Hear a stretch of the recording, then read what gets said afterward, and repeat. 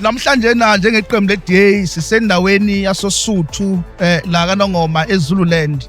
Sizokwamukela amalunga angale kwa100 asekhethe ukuthi ajoyine iqembu le-Democratic Alliance.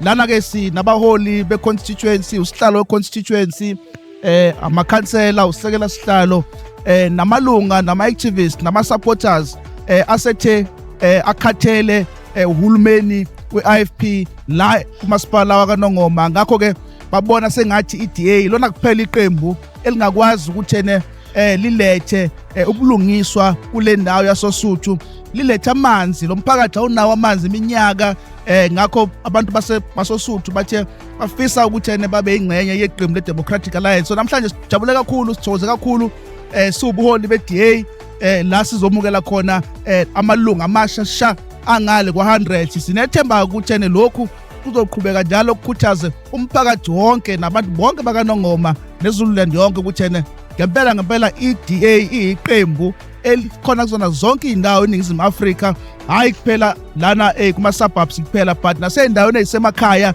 i-DA iyakhula ngesikhulu esivinini ngoba abantu bafuna ushintsho, abantu bafuna imisebenzi, abantu bafuna amanzi, abantu bafuna intuthuko, and bayazi abantu ukuthi i-DA kuphela ezokwazi ukuthi ilethe ushintsho emphakathini yakithi. Ngakho-ke siyabonga kakhulu, sinethemba ukuthi soqhubeka njalo sikhule njenge-DA kule indawo ey'semakhaya. Siyabonga.